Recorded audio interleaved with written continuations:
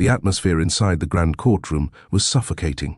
Reporters filled the back rows, their cameras flashing as if history itself was unfolding. On one side sat Catherine Hale, the billionaire single mother accused of a crime she swore she hadn't committed. Her face, though poised with elegance, carried the shadows of sleepless nights. Her son, only 8 years old, sat trembling in the gallery under the care of her lawyer's assistant, watching the proceedings with fearful eyes. The prosecution painted Catherine as a ruthless woman who would do anything to protect her empire, even if it meant destroying lives. The charge was severe, almost fatal for her reputation: conspiracy in a corporate scandal that allegedly cost people their livelihoods. Yet Catherine's eyes burned with a quiet desperation. She knew the truth. She was innocent, framed by powerful enemies who wanted her empire shattered and her influence erased. Still, in that room, truth had no voice. Only power did. Judge Myers adjusted his glasses, his voice deep and final. "The court has reviewed the evidence. Unless new testimony emerges, sentencing will proceed." The room grew colder. Catherine's lawyer shifted nervously. Everything felt over. Suddenly, the heavy wooden doors at the back of the courtroom creaked open. Heads turned. Murmurs spread like wildfire. A man entered, ragged clothes, unshaven face, and worn shoes that echoed across the marble floor. A homeless man. People gasped, some laughed under their breath, but his eyes, sharp and unwavering, fixed directly on the judge. "Don't kill her," he said, his voice breaking the silence. "She's innocent." The entire courtroom froze. Catherine's breath caught in her throat. Who was this stranger, and why was he risking everything to save her? The courtroom erupted in whispers. Reporters scribbled furiously, eager to capture the bizarre interruption. The judge's gavel banged against the desk. "Order in the court." Judge Myers barked, glaring at the ragged figure who now stood in the center aisle. "Sir, who are you, and how dare you interrupt these proceedings?" The homeless man lifted his trembling hands, not in fear, but in urgency. His voice was hoarse yet resolute. "My name doesn't matter. What matters is the truth. Catherine Hale is innocent. She's being framed by people more powerful than any of you realize." Catherine's lawyer shot her a confused look. She whispered, "I've never seen this man before in my life." Her heart pounded. Could he be another ploy from her enemies? Or could he truly know something? The prosecutor smirked, leaning into his desk. "Your Honor, this is absurd. Clearly this man is delusional. He has no standing, no evidence, no credibility. He should be removed at once." But the homeless man's voice rose above the scoffs and murmurs. "I used to work in the shadows of the same empire trying to destroy her. I know their secrets. I know the lies being told here." The judge narrowed his eyes. "And you claim to have proof?" Silence filled the room. The man nodded slowly. "Not only proof, witness accounts, documents, things that would shake this city to its core. But if you silence her today, you'll bury the truth forever." Catherine's breath caught. This stranger wasn't begging. He was challenging the system itself. Her instincts told her he wasn't lying. The judge leaned back, intrigued yet cautious. "Very well, you'll get one chance to speak. But if this is a stunt, you'll face contempt." The homeless man's eyes burned with determination. "This is no stunt. It's survival." The homeless man stepped forward, his ragged coat dragging against the polished courtroom floor. Every eye followed him, some with pity, others with suspicion, and many with ridicule. Catherine sat frozen, her hands gripping the edge of the table. She had been betrayed so many times already, yet something in this man's tone pierced through her doubt. "My name," he began, voice steadying, "is Daniel Cross. Years ago, I was an analyst for a firm tied to Hale Enterprises. I knew numbers, transactions, the hidden gears of corporate power, but I also knew too much." The prosecutor scoffed. "Another conspiracy theorist." Daniel ignored him. "They destroyed me when I refused to manipulate evidence. They stripped me of my career, my home, even my family. And now they're using the same blueprint to destroy her."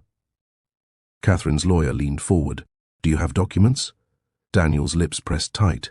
"Yes, stored where no one could reach them. I've waited years to expose them, but without a case like this, no one would ever listen." The gallery buzzed louder. Reporters exchanged glances. This was turning into a storm. Judge Myers tapped his pen against the desk, his frown deepening. "You realize the severity of what you're claiming? If this is false, you will face prison." Daniel's gaze locked on Catherine. His voice cracked, but the conviction in his words made the room lean closer. "Don't kill her reputation. Don't destroy her life. She is innocent. The true criminals sit in offices far above this courtroom." Catherine's heart raced. For the first time in weeks, a sliver of hope entered her chest. The judge exhaled slowly. "Then let us hear your evidence, Mr. Cross." The fate of the billionaire single mom now rested in the hands of a forgotten man. The courtroom's air grew thick, as though the very walls leaned closer to hear Daniel's next words. Catherine shifted uneasily, glancing at her lawyer, who whispered, "If he's telling the truth, this could change everything." Daniel cleared his throat.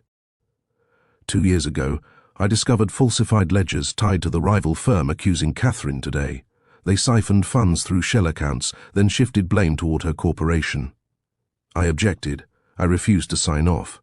That's when the threats began. The prosecutor slammed his fist on the table. "Your Honor, this is hearsay. This man is homeless, unstable, and clearly desperate for attention." But Daniel's eyes burned with fury. "Desperate, yes, for justice.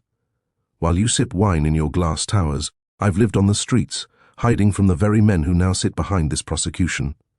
He pointed toward the back of the courtroom, where 2 sharply dressed executives stiffened under his gaze. Cameras flashed. Reporters surged forward, sensing blood. The judge slammed the gavel. "Order!" Catherine finally spoke, her voice trembling. "Why? Why help me now? You don't even know me." Daniel's expression softened, shadows of his past flickering across his face. "Because years ago I watched them destroy someone else, my wife. She tried to expose them too. She didn't survive it." His voice cracked, but he forced himself steady. "When I saw your case, I knew the same trap had been laid for you. I couldn't let history repeat." Gasps filled the room. Catherine's eyes brimmed with tears, not just for herself, but for the broken man before her. Judge Myers leaned forward, voice grave. "If what you claim is true, Mr. Cross, this court will allow you one chance. Produce your proof." Daniel nodded slowly. "Then it's time the world sees the truth." Daniel reached into his torn coat, the fabric fraying at the seams. The courtroom guards tensed, stepping forward, hands on their belts. For a tense moment, people feared what he might pull out. But instead of a weapon, Daniel drew a thick, weathered envelope, stained by years of hiding. The edges were bent, the paper fragile, but inside was something that made the room collectively inhale. "I've kept this for years," he said, raising the envelope high. Bank statements, wire transfers, signed approvals, documents proving Catherine was framed, and by whom? The prosecutor jumped to his feet. "Objection! This evidence is unverified and illegally obtained. This man has no legal standing here." The judge silenced him with a raised hand. "Sit down, counselor. The authenticity will be examined." Daniel stepped forward, laying the envelope on the witness stand. His hands trembled, but his voice was steady. "They thought no one would believe a broken man. They thought destroying my life would erase the truth. But the truth doesn't die, it waits." Catherine's eyes locked onto the envelope, her heart pounding like a drum. For the first time since her arrest, she saw a flicker of light cutting through the darkness. The prosecutor sneered. "Even if these papers are real, they don't absolve her. She had every reason to know what was happening in her own company." Daniel shot back, his voice sharp. "No, she was the target. They needed her destroyed so no one would question where the money truly went." He turned to Catherine. "I may be homeless, but I am not blind. They feared your voice, just as they once feared my wife's." The judge exhaled, tapping his pen against the bench. "Very well. The court will review this evidence." The trial had shifted. Catherine's fate was no longer sealed. The judge ordered the bailiff to secure the envelope. Every eye followed as it was carried to the bench, then carefully unsealed. Inside lay dozens of papers, bank slips, signatures, coded transactions, evidence that seemed far too detailed for a man living on the streets to have forged. The gallery buzzed with tension. Catherine's lawyer leaned over the documents, scanning quickly, his face pale. "Your Honor," he said, voice trembling, "if these are authentic, They don't just clear my client. They implicate some very powerful people. The prosecutor leapt up. This is a circus. We cannot allow some vagrant's papers to derail a legitimate trial. Judge Myers raised an eyebrow. Counselor, if these documents are genuine, then it is not a circus, it is justice. His gavel struck once, silencing the chaos. Daniel stood straighter, his ragged appearance at odds with the fire in his voice. You can dismiss me, call me worthless, but the numbers don't lie. I saw them bury these records. I watched them bribe officials. I lived in shadows, waiting for this day. Catherine's eyes filled with tears. She whispered, almost to herself, "Why risk your life for me?" Daniel turned his gaze on her. "Because no one risked theirs for me. And I'll never forgive myself for staying silent then, but I won't stay silent now." The courtroom sat frozen, suspended between doubt and revelation. The judge nodded to the bailiff. "Have these documents authenticated immediately. Until then, sentencing is paused." Reporters bolted for the exits, desperate to broadcast the stunning twist. Catherine closed her eyes, her lips trembling in a silent prayer.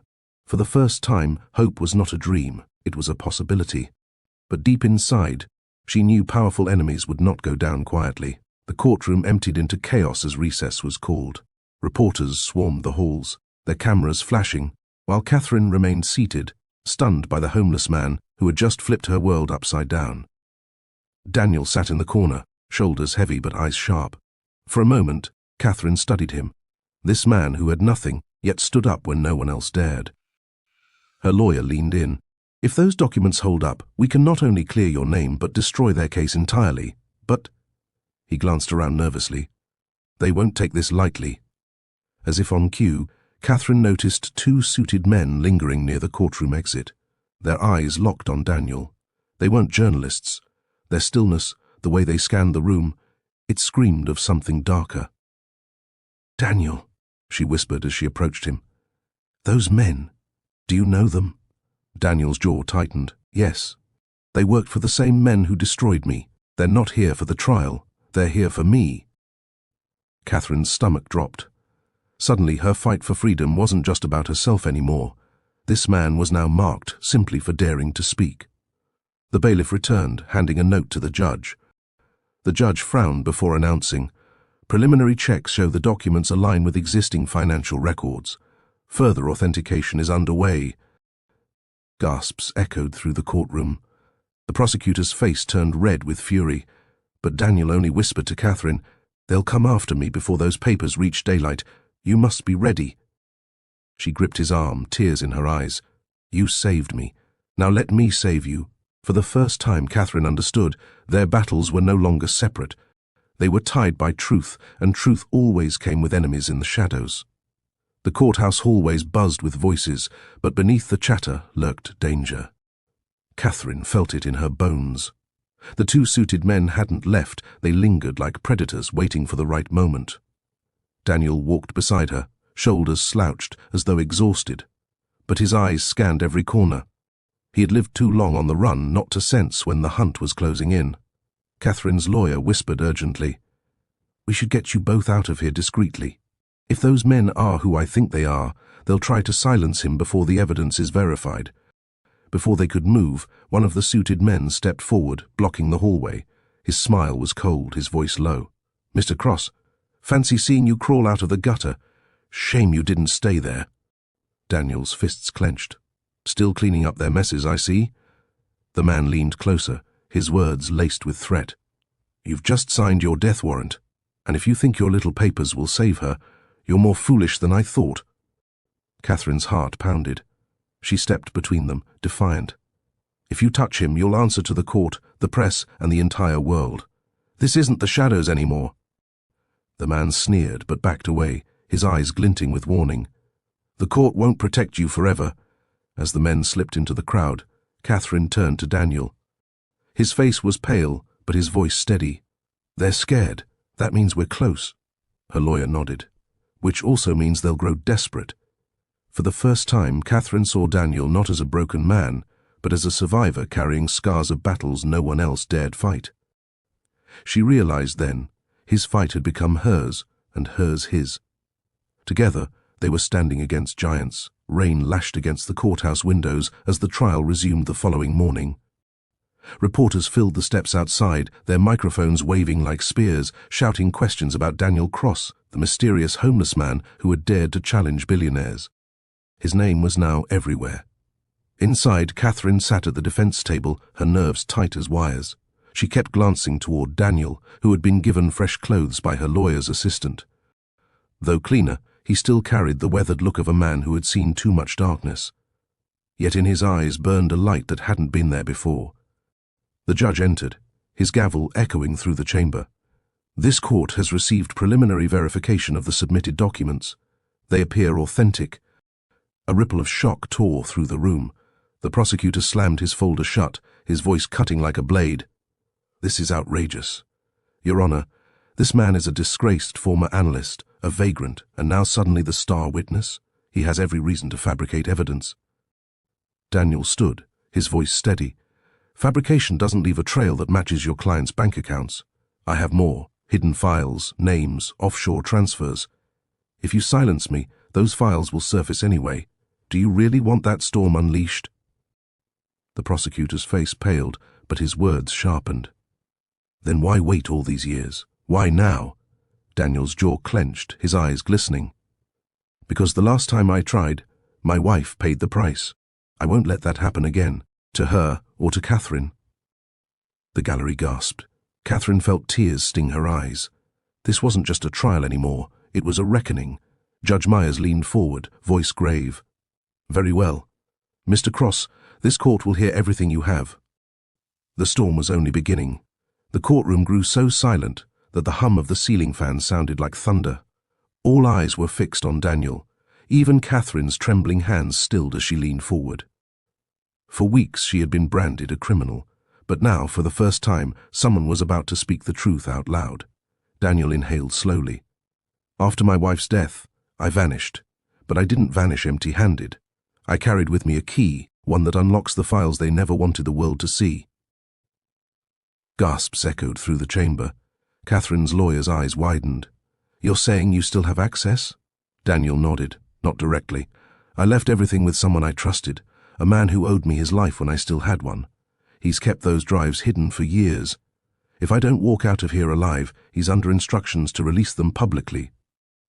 The prosecutor leapt from his seat, his voice shaking with fury. This is blackmail! Your Honor, this court cannot entertain such theatrics. But the judge raised his hand sharply. Enough. If what this man says is true, then the documents are material evidence. The gallery buzzed, reporters scribbling frantically. Catherine whispered, her eyes locked on Daniel. You risked everything to protect this, even while living on the streets. Daniel's eyes softened. I lost everything once. But truth was the only thing they couldn't steal from me. I guarded it, waiting for a chance like this. At that moment, one of the suited men from before slipped into the courtroom. His expression was icy, his presence heavy. Catherine saw him, her heart tightening with fear. The enemies were moving again. Judge Myers slammed the gavel. Mr. Cross, arrange for these files. The court will review them immediately. The storm outside rattled the windows. Inside, another storm was about to break loose. The tension in the courtroom had reached a boiling point. The suited man who had entered earlier now leaned against the back wall, his cold eyes fixed on Daniel like a hunter stalking prey. Catherine saw him slip a hand into his pocket, and her chest tightened with dread. Daniel, however, stood tall. For the first time in years, he didn't look like a broken man. He looked like someone who carried the weight of justice on his shoulders. Your Honor, he said, voice steady, I will provide the files. But understand this, they are bigger than Catherine Hale, bigger than me. They expose corruption that runs to the highest offices. The prosecutor sneered. You're exaggerating. This is nothing more than a desperate man's fantasy. Daniel's gaze cut like a blade. Then let the truth prove me wrong. The judge's gavel came down hard. Mr. Cross, you will arrange delivery of these files. Bailiff, see to his protection until then. That's when it happened. A folded note slid quietly onto Catherine's desk, delivered by an anonymous hand in the chaos. She unfolded it with trembling fingers. In sharp black ink were 4 chilling words, drop this, or die. Her breath caught. She turned instinctively toward Daniel, but he was already watching her, as though he knew what the note contained. "They won't stop," he whispered under his breath. "The closer we get, the more dangerous it becomes." Catherine clenched her fists. She thought of her son waiting at home, the empire she had built, and the countless lives destroyed by these shadowy men. Fear surged inside her, but so did resolve. She leaned toward Daniel. "Then we don't back down. Not now." For the first time, the billionaire and the homeless man shared the same fire. The final battle was drawing near. The courthouse was placed under heightened security. Armed guards patrolled the halls, but Catherine knew no wall of officers could stop men who operated in shadows. Still, she walked back into the courtroom with her chin high, her son's frightened face lingering in her memory like a flame she refused to let die. Daniel sat at the witness stand, guarded closely by 2 bailiffs. His worn hands gripped the microphone as though it were his last lifeline. "I've contacted the man who holds the files," he declared. "He's agreed to deliver them within the hour." The judge nodded, though unease clouded his stern face. "Then this court will recess until the evidence arrives." As the gavel struck, chaos erupted outside. Reporters swarmed the steps, cameras rolling. Catherine, Daniel, and her lawyer slipped into a side chamber, only to find the suited man from earlier waiting there. He shut the door quietly, his smile sharp as glass. "You should have stayed silent, Cross," the man said, pulling back his coat just enough to reveal a glint of steel at his waist. "Walk away now, and maybe you'll live. Push this further, and neither of you will see tomorrow." Catherine's pulse thundered in her ears. Her lawyer froze, but Daniel stood, his eyes blazing. "You've taken my home, my career, my wife.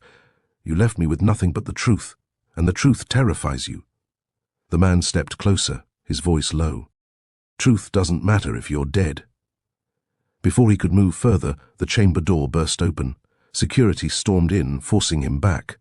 The crowd outside caught the scene on camera. For the first time, their enemies were exposed not in secret whispers, but under the blinding light of the world. The battle for justice had reached its breaking point. The courtroom was packed to bursting. Word of the attempted threat had gone viral overnight, and now every camera in the city was trained on Catherine Hale and Daniel Cross. The world wanted answers. Judge Myers struck his gavel. "This court will come to order. Mr. Cross, has your contact delivered the files?" Daniel stood, his posture unshaken. A bailiff stepped forward, placing a sealed hard drive on the bench. The judge motioned for it to be connected. Screens flickered to life, displaying transactions, offshore accounts, secret boardroom recordings. The evidence was undeniable. Gasps rippled through the chamber as the faces of powerful executives flashed across the screens, men who had walked untouchable for decades. Their voices were caught plotting Catherine's downfall, framing her to mask their embezzlement. The prosecutor's face drained of color. He stammered, but words failed him. Catherine's lawyer rose, his voice cutting through the silence. "Your Honor, with this evidence, the charges against my client collapse entirely. Catherine Hale is innocent."